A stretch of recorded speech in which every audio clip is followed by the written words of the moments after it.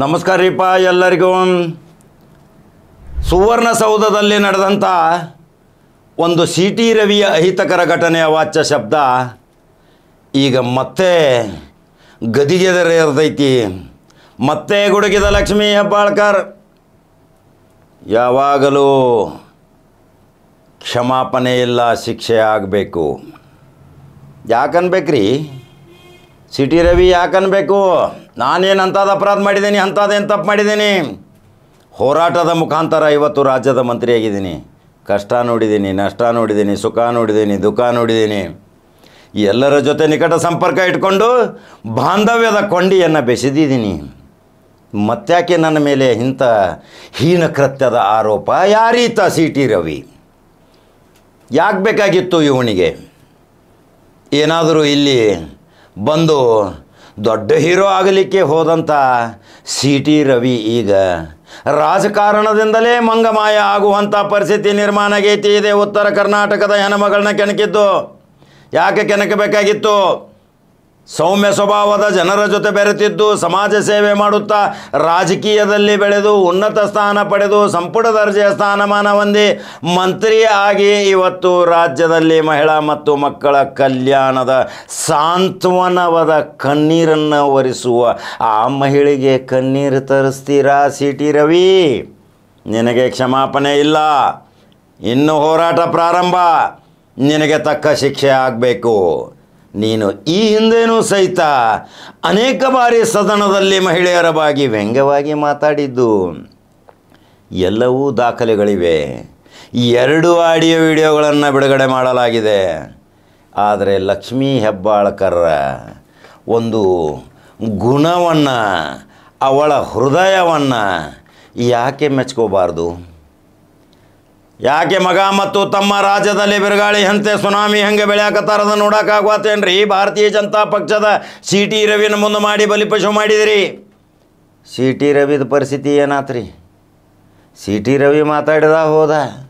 ಅದು ಭಾರತೀಯ ಜನತಾ ಪಕ್ಷಕ್ಕೂ ನಾಳೆ ಬರುವ ಚುನಾವಣೆಯ 2028ರಲ್ಲಿ ಮಹಿಳೆಯರ ಬಗ್ಗೆ ಅವಹೇಳನಕಾರಿಯಾಗಿ ಮಾತನಾಡಿದಂಥ ಇದೇ ಸಿ ಟಿ ರವಿಯ ಹಿಂಬಾಲಕರು ಮುಂಬಾಲಕರಿಗೂ ಸಹಿತ 20,000 to 25,000 ಮತಗಳು ಡ್ಯಾಮೇಜ್ ಆಗ್ತಾವೆ. ಇದನ್ನು ತಿಳ್ಕೋಬೇಕು.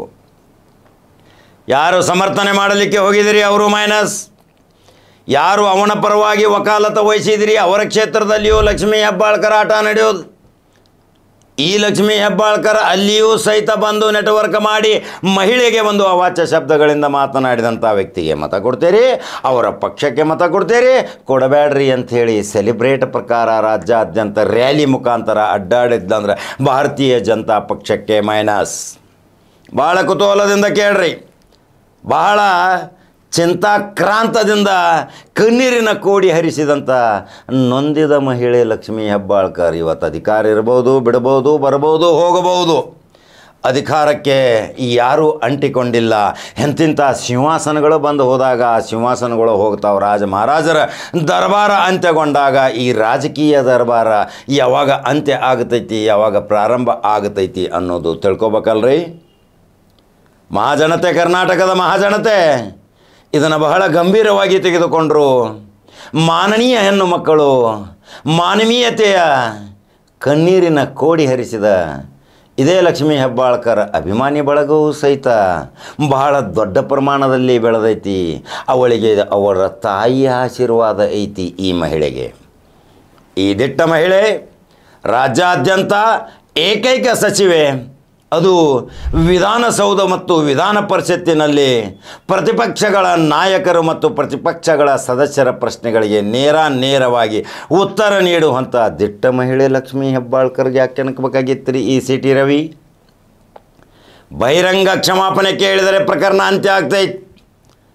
ಕ್ಷಮಾಪಣೆ ಅಂದರೆ ದೇವರ ಸಹಿತ ಮೆಚ್ಚತಾನ, ಕ್ಷಮೆಗೆ ಮನ್ನಣೆ ಸಿಗತೈತಿ.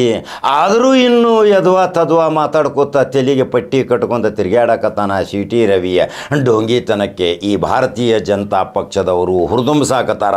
ಅದರಿಂದ ಭಾರತೀಯ ಜನತಾ ಪಕ್ಷಕ್ಕೆ ಲಾಭವಿಲ್ಲ. ಬೆಳಗಾವಿ ಇವತ್ತು ಭಾರತ ನೋಡಕತ್ತೈತಿ. 3 ದಿವಸದ ಕಾಂಗ್ರೆಸ್ಸದ ಅಧಿವೇಶನ, ಒಂದು 100 ಶತಮಾನೋತ್ಸವ. ಎಲ್ಲಿ ನೋಡಿದಲ್ಲಿ ಲೈಟಿಂಗ್, ಎಲ್ಲಿ ನೋಡಿದಲ್ಲಿ ಕಲರ್ಫುಲ್ ಬೆಳಗಾವಿ ಆಗೈತಿ. ಕುಂದಾನಗರಿ ಜಗತ್ತು ನೋಡ್ತೈತಿ. ಅದರಲ್ಲಿ ಪ್ರಮುಖ ಪಾತ್ರ ವಹಿಸಿದಂಥ ಉಸ್ತುವಾರಿ ಸಚಿವ ಸತೀಶ್ ಜಾರಕಿಹೊಳಿಯ ಮುತುವರ್ಜಿಯಿಂದ ಇವತ್ತು ಕಂಗೊಳಿಸಾಕತ್ತೈತಿ. ನವವಧುವಿನ ಗತಿ ಶೃಂಗಾರಗೊಂಡೈತಿ ಬೆಳಗಾವಿ.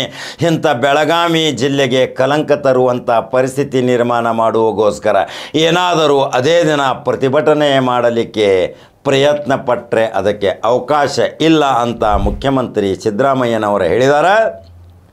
ಈಗಾಗಲೇ ಲಕ್ಷ್ಮೀ ಹೆಬ್ಬಾಳ್ಕರ್ ಪ್ರಕರಣದಿಂದ ಬೆರಗಾಗಿದ್ದೀರಿ. ಮತ್ತು ಇಲ್ಲಿ ಕಿತಾಪತಿ ಮಾಡೋಕೆ ಹೋದ್ರೆ ಕಾನೂನೇ ನಿಮ್ಮನ್ನೇ ರಕ್ಷಣೆ ಮಾಡುವುದಿಲ್ಲ, ನೇರವಾಗಿ ನಿಮಗೆ ಜೈಲಿಗೆ ಅಟ್ಟಬೇಕಾಕೈತಿ ಅಂತ ಹೇಳ್ಯಾರ ಕರ್ನಾಟಕ ರಾಜ್ಯದ ಸಿದ್ದರಾಮಯ್ಯ ಮುಖ್ಯಮಂತ್ರಿ. ಇದು ಮಹಾತ್ಮ ಗಾಂಧೀಜಿ ಬಂದಂಥ ಇಲ್ಲಿ ಅಧಿವೇಶನ ನಡೆದಂಥ ಸ್ಥಳ, ಘಟಾನುಘಟಿ ಮಹಾನ್ ವ್ಯಕ್ತಿಗಳು ಬಂದಂಥ ಈ ಪುಣ್ಯಭೂಮಿಯ ಕರ್ಬಭೂಮಿ. ಇದು ಕಿತ್ತೂರು ಚೆನ್ನಮ್ಮನ ನಾಡು, ಸಂಗೊಳ್ಳಿ ರಾಯಣ್ಣನ ಬೀಡು.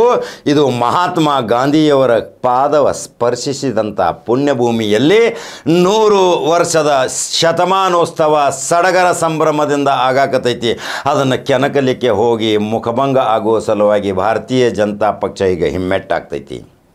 ಆದರೆ ಕರ್ನಾಟಕದ ಮಹಾಜನತೆ ಈ ಸಿ.ಟಿ. ರವಿ ಬಹಿರಂಗವಾಗಿ ಎಲ್ಲೋ ಒಂದು ದೊಡ್ಡ ಸಭೆಯಲ್ಲಿ ಕ್ಷಮೆ ಕೇಳಿ ಈ ಪ್ರಕರಣಕ್ಕೆ ಇತಿಶ್ರೀ ಹಾಡಬೇಕು, ನೊಂದವಳ ಕಣ್ಣೀರನ್ನು ಒರೆಸಬೇಕು, ಆಕೆಯ ಮನಸ್ಸನ್ನು ಗೆಲ್ಲಬೇಕು. ಅಕ್ಕ ತಾಯಿ ಏನೋ ಮಾತಿನ ಭರದಲ್ಲಿ ಮಾತಿನಿಂದ ಏನೋ ಬಂತು, ತಪ್ಪಾಯಿತು ಅಕ್ಕ, ಕ್ಷಮೆ ಕೋರ್ತೀನಿ, ನಾನು ನಿನ್ನ ಸಹೋದರ ಅಂದರೆ ಇತಿಶ್ರೀ ಹಾಡ್ತೈತಲ್ರಿ. ಆ ನೊಂದ ಮನಸ್ಸಿಗೆ ಒಂದು ಸಾಂತ್ವನ ಸಿಗುತ್ತೈತಿ. ಆ ಮಗ ಸಹಿತ ಕಣ್ಣೀರಿನ ಕೋಡಿ ಹರ್ಷಾನ. ತಮ್ಮ ಎಷ್ಟು ತೊಂದರೆಗೊಳಗಾಗಿ ನೋವಿನ ಸಂಗತಿ ಅನುಭವಿಸಿದಾರ. ಅವರ ಆಪ್ತ ಸಿಬ್ಬಂದಿ ಕಚೇರಿ ವಲಯದಲ್ಲಿಯೂ ಸಹಿತ ಮೌನ ಆಚರಣೆ ಆಗೈತಿ. ಆದರೆ ಇದನ್ನು ದೊಡ್ಡ ಗಂಭೀರವಾಗಿ ಪ್ರಕರಣ ತೆಗೆದುಕೊಂಡಾಳ ಇದೇ ಲಕ್ಷ್ಮೀ ಹೆಬ್ಬಾಳ್ಕರ್. ಇನ್ನು ಮುಂದೆ ಗುಡಿಗ್ಯಾಳ ಆ ವಿಡಿಯೋ ಹಾಕಾಕತ್ತನ್ನು ನೋಡ್ತೀರಿ. ಹಂಗಾದ್ರೆ ಯೂಟ್ಯೂಬ್ದಾಗ ಬಟನ್ ಹೊಡ್ರಿ, ನಂಬರ್ 1 ನ್ಯೂಸ್ ಕನ್ನಡ ಜವಾರಿ. ಮತ್ತೊಂದು ಕಡಕ ಸುದ್ದಿ ಹಂಗೆ ಬರ್ತೀನಿ, ಅನಿಸಿಕೆಗಳನ್ನ ಹಾಕಿರಿ, ಫೇಸ್ಬುಕ್ದಾಗ ಫಾಲೋ ಮಾಡಿರಿ. ಎಷ್ಟು ಜನ ಸಬ್ಸ್ಕ್ರೈಬ್ ಆಗ್ತೀರಿ, ಫಾಲೋ ಮಾಡ್ತೀರಿ, ಅದೇ ನನಗೆ ಶಕ್ತಿ. ಮತ್ತೊಂದು ಸುದ್ದಿ ಹಂಗೆ ಬರ್ತೀನಿ. ನಮಸ್ಕಾರ.